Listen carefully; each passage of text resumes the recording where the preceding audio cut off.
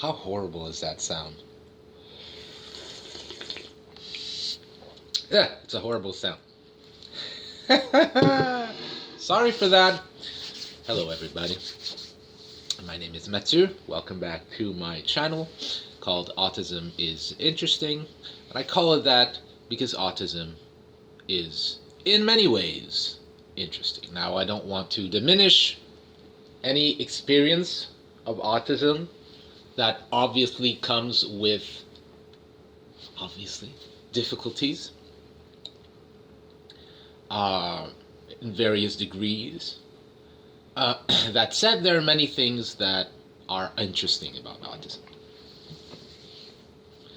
Now, today's video is about extremes. I wanted to make this one because I woke up this morning again realizing, I keep realizing this over and over again, and I keep thinking about ways to somehow get out of this, but I'm not sure I can. I think it's just, I don't know, I think it's part of my makeup and I can't get out of it. Or maybe I can, maybe I just need to devise a system or hack something about it. Anyways, I was thinking about how, in my experience with ASD, so much of my behavior and of my attitudes and just of my being, so much of it is in the extremes. And to the point where the concept of moderation, not being at the extreme, just doing things moderately. When I think about that concept, that idea, I'm so not attracted to the idea of doing things in a moderate way. And I'll give you two specific examples.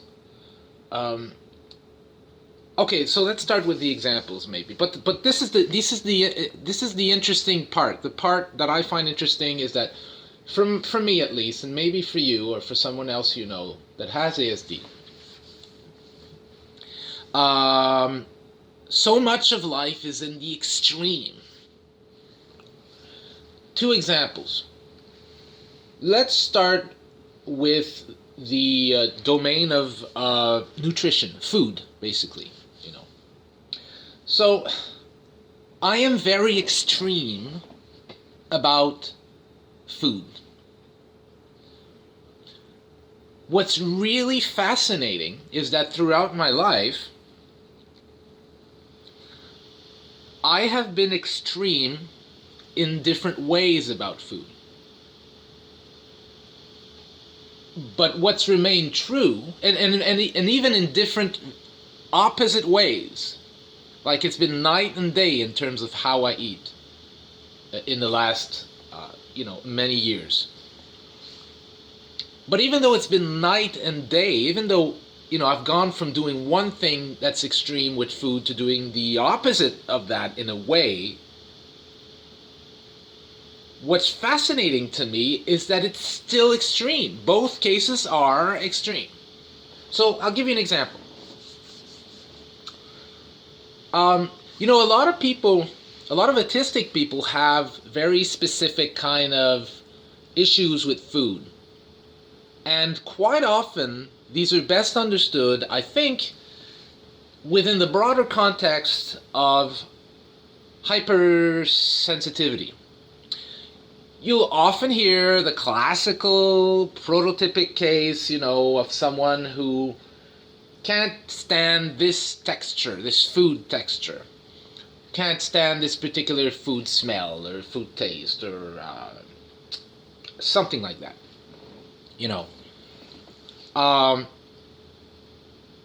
Or can't stand a particular combination of foods or a particular way of preparing it because it's too wet, it's too saucy. It always comes back to the texture somehow, often. Okay. I don't particularly have that. I think the person who diagnosed me says that she believes that I fall more in the hyposensitivity camp, or part of the equation. So if hypersensitivity is the fact that you're hypersensitive to things and that makes some foods difficult to consume, hyposensitivity is the idea that you're looking for that stimulus, you're looking for that stimulation with food, for example, because you're not sensitive enough. So it's still like a sensitive as sensory, let's say, disorder in a way, but it's the opposite. And so this leads people, autistic people who are that type, it leads them to seek out stimulation a lot because they're hyposensitive. So often people will kind of, scratch themselves or hit themselves or listen to really, really loud music or watch really, really bright things, or eat an enormous quantity of food because they're hyposensitive. Phone is ringing. I'll be right back, I promise. I have no idea who that was. I don't tend to answer the phone unless I know who it is. And even when I know who it is, I quite often don't answer. I know that's bad, right? God. But I hear that's also an autism thing. We're not really good on the phone. And just don't know how to interact on there. Anyways. Back to what I was saying. What was I saying? Yes, hyposensitivity. So that's a real thing, by the way, and it leads people to seek out stimulation and and so the woman who diagnosed me, the expert who diagnosed me, believes I fall in this particular camp, and there's all sorts of interesting evidence for that I won't detail here, but that's really. Geez, it's really fascinating. I really find that. If only I had known that sooner in my life, maybe I wouldn't have cared. I wasn't mature enough. But now I really find it fascinating. Anyways, this leads me to all my life to have had a very intense relationship with food. I eat extremely fast. Extremely fast. I don't talk if I'm eating. It's like this, and it's like... and just kind of go, and my wife looks at me and goes, how, like, can we have a conversation? I'm like, oh, yeah, sure. And it's like, it's very intense. It's probably also, I don't need to say probably, it's gross, but, geez. Anyways, I'm here to say the truth, right? So, whatever. Anyways, 8 minutes. I gotta hurry up. So, and this has been that way since I was a kid. Now, when I was a kid, I used to, if I had the opportunity, like if we had people over and my mom would buy all sorts of chips and like salted nuts and all these interesting stuff that we had only when we had people over, I used to overeat on those, and I remember quite often it was pretty much a pattern, eating to the point where I would get sick. Sorry if that triggers anybody and you find that disgusting, but that was just the reality. There was no stopping me. There's no stopping. There's not going to be any stopping once I start. That continued for many, many years, well into my 30s and somewhat into my 40s. So I gained an enormous amount of weight, what I consider an enormous amount of weight for me. And then, so I used, and a few years ago, I actually, so I don't like, well, not that I don't like, that's not true, I shouldn't say that. I don't like the idea of me self-diagnosing myself. Self-diagnosing something. I hear that's a thing in the autism community, and I understand why. Not everybody has access to resources, and I'm not here to, to say anything about that specifically. But for me, I'm a scientist. I'm somewhat kind of skeptical about how I might diagnose myself. Anyways. But I remember a few years ago, I looked at the DSM. I don't know which version it is. The DSM is the basically the Bible that therapists use to diagnose you with different disorders, you know. And I remember, it's a terrible description. It's not actually a Bible. Doesn't matter. Does it? I don't know. Who cares? You get the idea. And I remember, and I looked at the criteria for binge eating disorder. And I laughed when I looked at the criteria. Because I was doing all of it. Just all of it, right? But that's not the point that made me laugh. What made me laugh is they said, if you do all of these behaviors, I think it was like, I don't remember now, don't quote me on this, but in fact, don't quote me on anything. I think it was like, if you do this at least 5 times a month or something, it is considered binge eating disorder. And I was like, 5 times a month? Are you kidding me? I do this every day. This is every day. So for many, many years, like I say, well into my 40s, I was binge eating. Constantly. Food, junk food, burgers, chocolate bars, chips, pop, all the time. I'm not saying when I'm hungry. I'm saying that if I wasn't eating, my first thought was, oh, I should get something to eat. I was never hungry. I haven't been hungry for like 40 years. I spent 40 years of my life not knowing what it is to be hungry. I'm serious about that. Because I was constantly, inputting food. Spending, by the way, thousands of dollars, an enormous amount of money, constantly, having what amounts to probably 6-7 meals a day when you count the stuff I used to have after supper and so on. I don't want to go too much into the details, but here's what I like to tell people. If I started eating something, like like a cookie, for example, I was going to have another one. And then if I was going to have another one, I wasn't going to stop, because what's the point? I was going to have another one, and another one, and another one, and another one.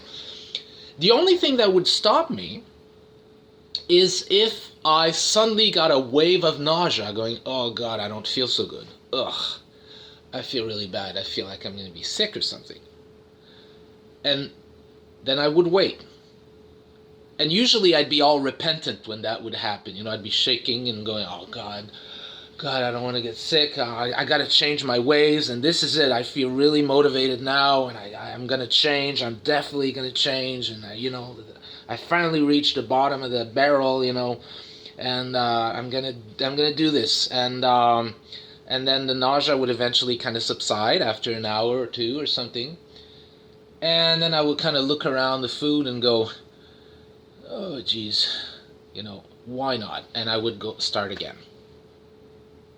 And I'm making a short story here because I'm already at 13 minutes.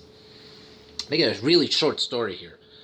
But I could go into a lot of detail about the type of stuff I used to eat and the type of quantities, but it was gross. I don't drink alcohol. I had friends who were big alcohol drinkers, and they were grossed out about how much food I would eat. And I always said, that if I drank the way I ate,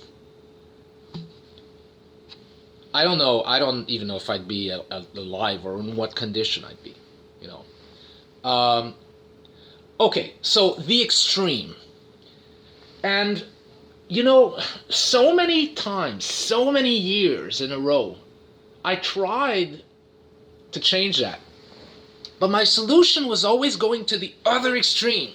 Like I remember, okay, I'm going totally now. I'm only eating fruits and nuts and seeds now. I'm a fruit, nuts, and seeds guy. That's all I'm eating for like a week. Just the extreme. Or I'm only eating vegetables for like a week. This is my new thing now. I've changed, And I would proclaim it to my girlfriend at the time or my wife. I didn't have a wife and a girlfriend at the same time. She's the same person, by the way. I'm very lucky with that. I would proclaim it to my parents. No, no, stop buying these things. I am now a nuts and fruits and seeds guy. And I would just the other extreme. Um, um, and then I would fail. That would obviously fail. Like I'd last maybe 2 or 3 days, and then I'd go crazy, and then start binge eating again. And then I would make you feel really bad. I'd become a nuts, seeds, and fruit guy, and then go back and back and forth and back and forth, and that yo-yo for years and years and years and years, and every time thinking, that's it, I found it, I've managed to do it, and then it would bring me back and forth and back and forth and back and forth, always in the extreme. Now, the obvious thing that any person with a shred of sanity or intelligence would say here is, hey, how about landing somewhere in the middle? How about trying to enjoy your food and just not have too much junk food, but allow yourself to have some, and you can be moderate, moderation. I understand the word moderation. I get what it means. I understand the concept here. But I'm not able to apply it. The idea of moderation is like perplexing. It's confusing. What is that like? I don't know how to be moderate in terms of food. I don't know. Moderation stresses me out because it's like this ambiguous.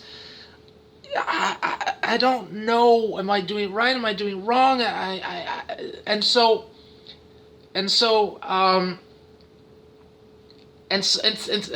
tend to naturally kind of, and it just stresses me, this idea of being moderate. So I want that clarity of being, all on this side or all on that side. Like those extremes are so clear and so obvious, and that moderation, middle, the smart thing, the obvious thing people would do. How about just eating normally? Allow yourself treats, but not too many, but still allow yourself some. I don't know how to be in that place. I get what the idea means, but I don't understand. I can't put it into practice. And more than that, it's like it's scary. It's weird. It's like that idea is like repulsive and almost kind of scary to me in a sense, because it's so undefined. Moderation is so undefined. It's so kind of hazy, and it's not clear and precise like the extremes are. Okay? Now, here's what happened eventually. Eventually, all that binge eating led to me getting digestive issues. Let's just say that. I just woke up one day and I couldn't eat anymore without having severe pain in my abdomen. Went to the doctors. They couldn't find anything. Did all sorts of tests, couldn't find anything. I became really, really sensitive in terms of digestion. That summer, this is quite a few years ago now. That summer, I lost, I think in 3 months, I believe something around 55 to 60 pounds I lost in 3 months. I got really, really, really skinny. I basically went from 225 to 165. I didn't do the calculation in my head, but that's where I went. From 225 to 165 in like 2 or 3 months. Because I couldn't eat anymore. Got really, really nervous. Became really, really nervous eater. And for years after that, I stayed a nervous eater. But I still had that tendency to go all out. The only thing, and I would tell people this, because people would say, oh, you don't eat a lot of dessert, and you don't overeat on stuff. And I would tell people, you don't understand. I have no And they would say, "Oh, you're so disciplined." And I would say, "No, you're so thin." And I would say, "No, you don't understand. I have no merit here. I'm like a sports car. I'm ready to go all out. It's just that my engine is blown out. I can't digest this well. I'm going to be in pain. But if you remove the pain, I'm going all out.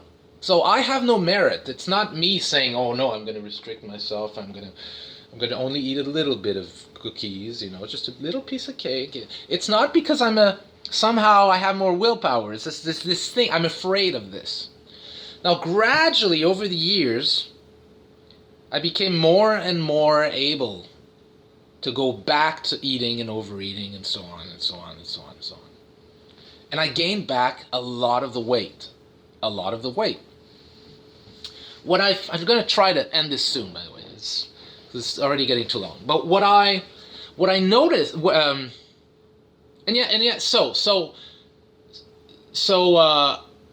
let's put myself 3 years ago, 3.5 years ago, I was back at eating a lot. I could eat a lot of stuff. Still would have some difficulty with the gut, but I was back to like eating just like having supper and then 3 chocolate bars right after, and then having a Coke, and then waiting an hour, and then having 2-3 bowls of cereal like this, and eating and constantly back to that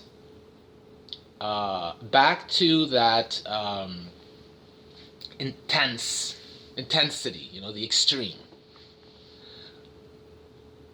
I eventually figured out through listening to some podcasts, I eventually kind of got the hint that there might be something with sugar that I might have a problem with. I eventually realized that I'm somebody who can't have sugar. What I mean by that is, if you give me sugar, the only thing that comes out of that, the only result of that, the fact that you gave me sugar, is that I want more. There's not going to be any other outcome that comes out of you giving me sugar. The only outcome that comes out is sugar, and then I go, no more sugar. I want more. Oh, good. Hey, what happened? It's gone already. I want more, and so on. And so I decided to try, again, very extreme.